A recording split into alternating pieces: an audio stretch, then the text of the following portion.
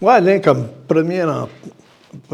première présentation par rapport à ce qu'on va parler j'aimerais démystifier c'est quoi criminel, pénal ou autre. Comme on en a discuté avant, on a parlé tout à l'heure, j'ai trouvé ça... Oui, parce que les gens se confondent là-dedans. Là. Exactement.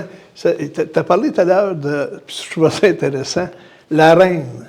Tu es parti avec ça. Ça fait partie, le droit criminel fait partie du droit britannique depuis la conquête, le droit public, si on veut, le droit de gouvernance au niveau, je dirais, général, ça a resté du droit britannique. Les relations entre individus au Québec, on a quand même laissé le Code Napoléon, donc oui, le droit Code civil du Québec. Le Code civil du Québec est particulier, mais pour le droit criminel, c'est pan-canadien. C'est une loi fédérale de descendance britannique. Donc,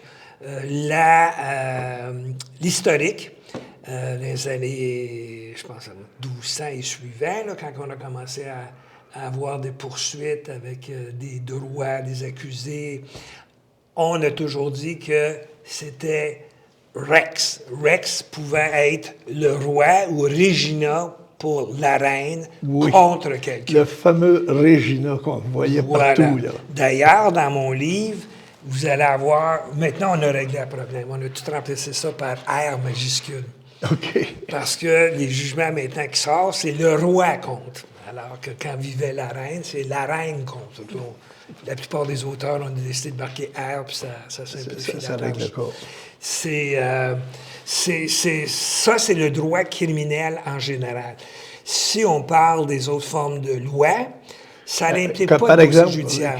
Donne-moi quelques exemples de lois statutaires. Je vais y aller au fédéral. Au fédéral, ça peut être l'environnement, ça peut être les lois sur l'immigration. J'ai déjà représenté des faux consultants en immigration. On laissait croire qu'ils étaient pas. Tu peux avoir des fraudes à l'égard de l'assurance chômage, les lois de l'environnement, des déversements de pétrole sur les... Ça, c'est toutes des formes de poursuites gouvernementales contre un individu ou une compagnie, mais où il n'y a pas... La seule exception, c'est qu'au fédéral, tu peux avoir un casier judiciaire même si tu ne commets pas une infraction au code criminel. Ah. Alors, tu commets l'infraction à la loi de l'assurance chômage, c'est un dossier fédéral. OK. Alors qu'au provincial, si tu te fais déclarer coupable d'une infraction provinciale, c'est pas un dossier judiciaire. OK. Un amène un dossier, l'autre n'amène pas de dossier. Voilà. Un demande des empreintes digitales pour fin d'identification de la personne dans le futur, si jamais il est réarrêté. Gordon Mellon, c'est peut-être pas le nom le plus commun, mais des Alain Dubois, moi, j'en connais 5 qui travaillent dans ma carrière. Alors, c'est les empreintes digitales qui nous distinguent. C'est pour ça qu'ils prennent les empreintes. Les empreintes sont envoyées du corps local de police à Ottawa, et Ottawa a une entente avec Washington, donc c'est envoyé à Washington, qui immédiatement, dans le contexte de Big Brother, envoie tout ça à toutes les toute l'information. Tous les postes frontaliers, toutes les agences. Justement, a priori, une question rapide, parce que souvent on demande, dans un cas comme celui-là, s'il est condamné, comme tu le mentionnes, ça veut dire qu'il y a-t-il une forme d'interdiction d'aller aux États-Unis? C'est pas automatique. Les gens ont souvent peur. Je ne pourrais pas y aller. Pour commencer, dans le droit criminel, il y a 2 modes de poursuite. Pour la même infraction, tu peux être poursuivi comme étant un acte criminel ou par voie sommaire. Infraction sommaire. Infraction sommaire. C'est un mode de poursuite qui est plus expéditif et dans les procédures et où les sentences maximales sont moins importantes. Okay. Donne l'exemple, le vol à litérage, une première fois, on va y aller par voie sommaire, on va y donner, dépendamment de la valeur du vol, on va y donner une amende, 300, 500 000 $. Mais si c'est rendu la 12e fois, puis la dernière fois, il y a eu 16 mois de prison, On ne donnera pas une poursuite par voie sommaire, on va y aller comme étant acte criminel, parce que là, le maximum monte jusqu'à 10 ans. OK. Donc, il y a acte criminel, infraction sommaire. Les Américains, eux, appellent ça misdemeanor pour l'infraction sommaire et felony pour acte criminel. OK. Si tu es condamné de ce qu'eux considèrent un felony, c'est un problème d'interdiction.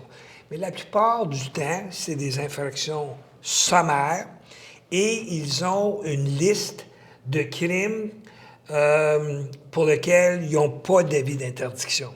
Je donne comme exemple du vol à l'étalage, les capacités affaiblies. Oui, ça, on se le fait poser souvent par les clients, Oui. à savoir, ils ont peur, est-ce que je peux... Non.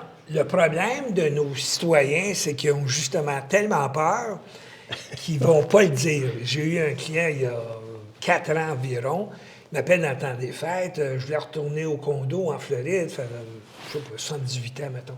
Ça fait 30 ans que j'étais à la retraite, j'ai jamais eu de problème. On a posé la question fatidique, avez-vous un casier judiciaire? Puis il a dit non. Puis de fait, il y en avait une en 82 pour une capacité affaiblie, qui aurait pu obtenir un pardon depuis 90. Qui avait négligé de demander de pardon. Il n'a jamais demandé. Il s'est probablement dit, ils m'en ont jamais parlé, il ne doit pas être dans leur système, mais il était là. Alors, il n'a pas pu rentrer aux États-Unis. Il est obligé de retourner au Québec. Il a fallu que je l'allais faire à un confrère qui fait ce qu'on appelle des waivers. Il a obtenu son waiver et il a pu rentrer au mois de mars. Alors, le péché, ce n'est pas d'avoir le dossier judiciaire, c'est de tenter de le cacher. Fait que souvent, il faut que tu demandes au client, est-ce que tu as pris des empreintes? Oui. Si on a pris tes empreintes, prends pour acquis qu'il risque de le savoir. Mais, il va y avoir des traces en quelque part. Voilà. Mais si tu arrives aux douanes et tu dis, oui, j'ai une condamnation pour une conduite dans un état d'ébriété, j'ai fait un vol littéraire, je vais te regarder. Is that all? Oui? Allez-y.